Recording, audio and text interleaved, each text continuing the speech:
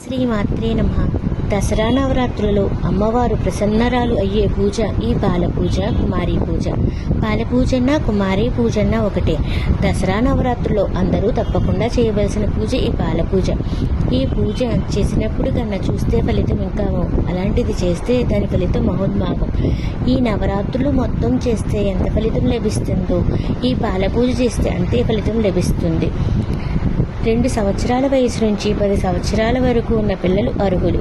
2 సంవత్సరాల వయసు ఉన్న అమ్మాయిని ఆ వయసును బట్టి ఆ అమ్మాయికి ఆ రోజు ఆ పేరుతో పిలుస్తారు.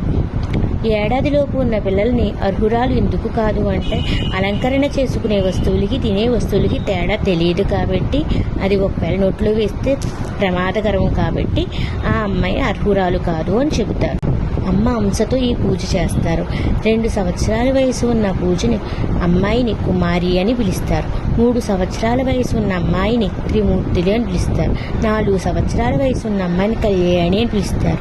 5 సంవత్సరాల వయసు ఉన్న అమ్మాయిని రోహిణి అని పిలుస్తారు. 6 సంవత్సరాల వయసు ఉన్న అమ్మాయిని కాళిక అని పిలుస్తారు. 7 సంవత్సరాల వయసు ఉన్న అమ్మాయిని చండిక అని పిలుస్తారు.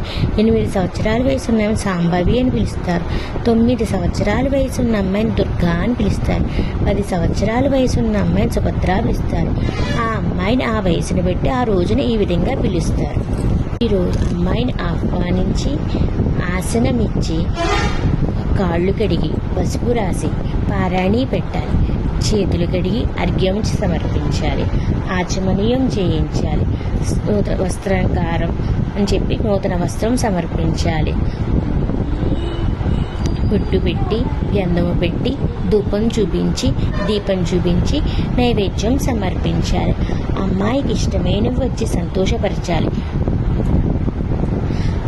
బాల రూపంలో ఉంటారు కాబట్టి పానకం నివేదన చేసి పానకం సమర్పించాలి. అమ్మాయిని హారతిచ్చి షోడశ ఉపచారాలు సమర్పించాలి. ఊయల ఊపుతారు. ఆ అమ్మాయి బాలస్వరూపంలో ఉన్న అమ్మాయి ఉయ్యాల ఊతూ ప్రసన్నరాలు అవుతే అమ్మవారు ప్రసన్నమైనట్టే. ఆ ఇంటి యజమానికి అన్ని విధాల ఉన్నతికి కారణమవుతుంది. ఈ విధంగా ఇది చేసే వాళ్ళకే కాకుండా చూసే వాళ్ళకి కూడా విపరీత ఫలితం లభిస్తుంది. షోడశ ఉపచారాలు చేయాలి. మధుర పదార్థాలు స్వీకరించాలి. పరమశక్తిగా శాస్త్రోక్తమైంది కుమారి పూజ. ఈ కుమారి పూజ చేస్తే అమ్మవారు పరమ ప్రసన్నరాలు అవుతారు.